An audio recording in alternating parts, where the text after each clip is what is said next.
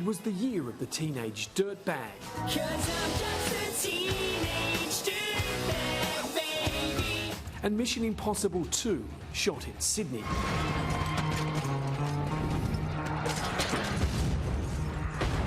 But all eyes were on the harbour city for a different reason. It's a famous victory, a magnificent performance. Former Deputy PM John Anderson admits the government was worried. A real depth of concern and a determination to leave no stone unturned. We had meeting after meeting with the people responsible for security. He remembers American security officials wanting to carry guns at the Games, an idea Cabinet kiboshed. It was met with benign silence, but I suspect that it was resented.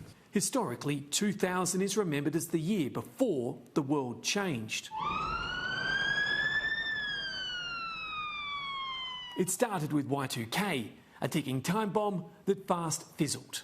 But there were still real concerns. I got on an aeroplane as acting Prime Minister on the 1st of January, very early that morning, and flew to Canberra. Nervous? Yeah, just a little bit. You sort of think, gee, what if some of these things are right?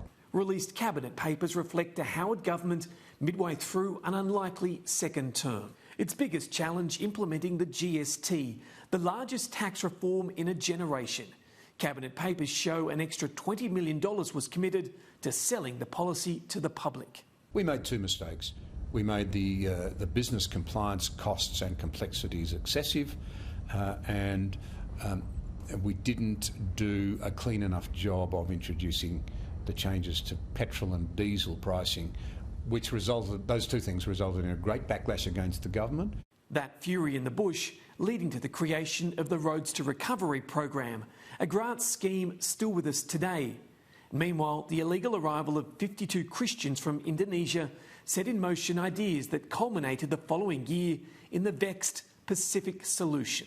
Then Immigration Minister Philip Ruddock warned that when it came to offshore detention, the possibility of human rights abuses in an Australian-funded processing and holding centre cannot be ruled out.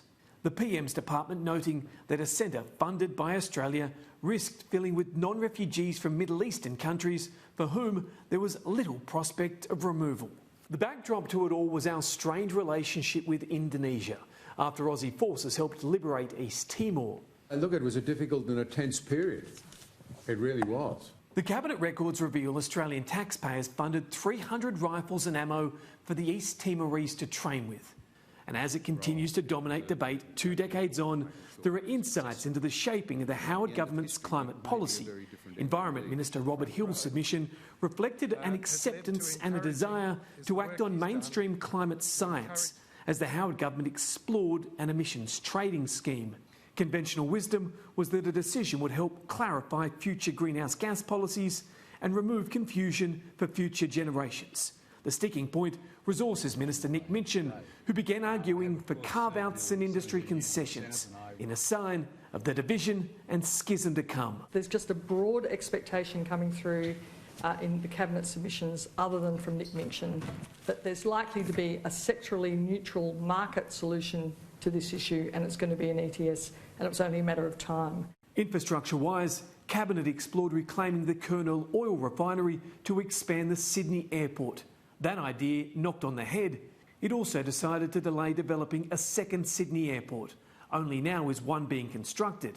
A so-called very high-speed train line along the east coast was also killed off, while the decision was taken to sell off National Rail Corp, Freight Corp and to corporatise Snowy Hydro. And perhaps in a sign of history repeating itself, aged care was in the headlines following the revelation residents at Riverside Home in Victoria were receiving kerosene baths. Bronwyn Bishop arguing in Cabinet against a return to nursing ratios. But by and large, the experts considered these were comparatively quiet years, where the coalition worked soundly together. So a generation ago, we still had in government leaders and a Cabinet that understood strategic policy making.